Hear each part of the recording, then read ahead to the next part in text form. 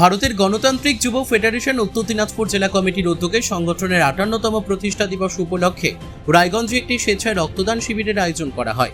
রায়গঞ্জের super market ভবনে অবস্থিত West Dinajpur chamber of commerce প্রাঙ্গণে এই রক্তদান শিবির অনুষ্ঠিত হয়। এদিন সংগঠনের সদস্য ও সমর্থকরা স্বতঃস্ফূর্তভাবে রক্তদান কর্মসূচিতে অংশগ্রহণ করেন। রক্তদাতাদের উৎসাহ ও উপস্থিতিতে কর্মসূচি সফলভাবে সম্পূর্ণ হয়। রক্তদান শিবিরে অংশগ্রহণকারীদের হাতে শংসাপত্র ও শুভেচ্ছা স্মারকও তুলে দেওয়া হয়।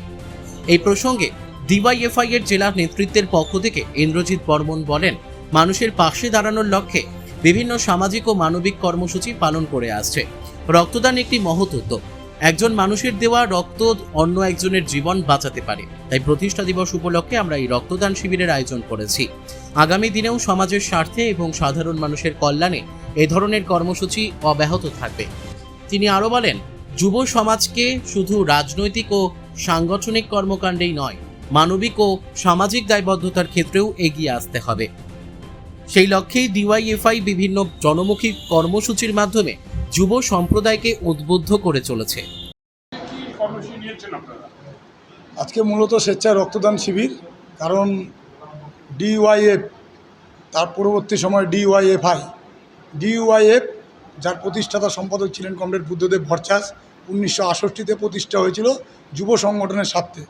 সেই দিন থেকে আমাদের লক্ষ্য ছিল যুব সম্প্রদায় এবং সমাজের নানা রকম কাজে আমরা মানুষের সঙ্গে, মানুষের পাশে যেমন দুর্নীতির বিরুদ্ধে থাকি, ঠিক সামাজিক কাজগুলোর মধ্যে থাকি।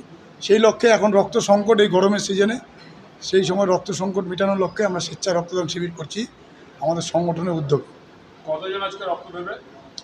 আমরা অ্যাকচুয়ালি আমাদের জেলা কমিটি 9টা ব্লক, এই 9টা ব্লকের মধ্যে 2টো সাব ডিভিশন, একটা ইসলামপুর, একটা রায়গঞ্জ, 2 সাব ডিভিশনে আজকে রক্তদান শিবির হচ্ছে।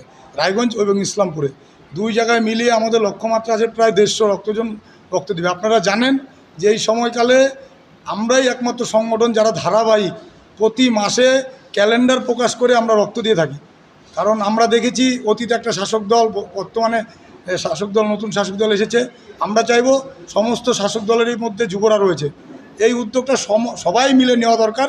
কারণ রক্তের জন্য আমরা দেখছি প্রতিনিয়ত পেশেন্ট মারা যাচ্ছে।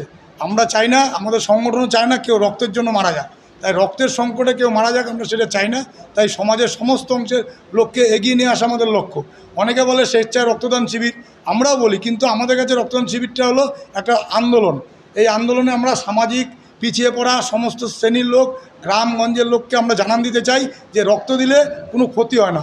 রক্ত দিলে বরঞ্চ আমাদের সেই রক্ত খুব দ্রুততার সাথে মেকআপ হয়ে যায় এবং একজনকে আমরা বাঁচাতে পারি। এই রক্তের অভাবে কেউ মরবে না, সে যা বাঁচাতে পারি। এই যে সামাজিক কাজ, এই কাজে সবাইকে এগিয়ে আসা দরকার, সমাজের সব স্তরের এবং সমস্ত ইয়ের থেকে। আমরা চাইবো, আমাদের সংগঠনের পক্ষ থেকে একটা আপিল, যে সবাই এগিয়ে আসুন। আমরা আমাদের সংগঠনের প্রতিষ্ঠা লগ্নে আজকে যেমন করছি, এবং ধারাবাহিকভাবে 15 দিন, 20 দিন, 1 মাস পর পর আমরা এই কাজ গোটা জেলাব্যাপী করে, এবং আগামীতে এটা আমরা করব। আজকে কি আপনাদের সংগঠনের প্রতিষ্ঠা হয়েছিল? ডিওয়াইএফ 1968-তে প্রতিষ্ঠা হয়েছিল কলকাতার ত্যাগরা হলে সম্মেলনের মধ্যে দিয়ে। তার প্রতিষ্ঠাতা সম্পাদক আমাদের প্রিয় প্রাক্তন মুখ্যমন্ত্রী, যুব সমাজকে যিনি স্বপ্ন দেখিয়েছিলেন, সিঙ্গুরে কারখানা যিনি করতে চেয়েছিলেন, বুদ্ধদেব ভট্টাচার্য ছিলেন তার প্রতিষ্ঠাতা সম্পাদক।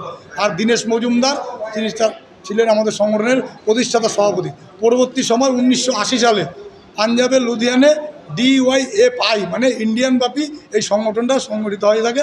আপনারা জানেন যে এই সংগঠন মূলত যে চিন্তা ভাবনা তৈরি হয়েছিল সেটা ভগৎ সিং যে যুব সমাজ নিয়ে সংগঠন করেছিল, সেই সংগঠনের যে চিন্তা ভাবনা চেতনা, সেটাকেই আমরা পরবর্তী সময় ইউথ ফেডারেশন অফ ইন্ডিয়া নাম দিয়ে সেটাকে কাজ করা শুরু করেছি। রায়গঞ্জ থেকে রামকৃষ্ণ দাসের রিপোর্ট, পুলিক নিউজ।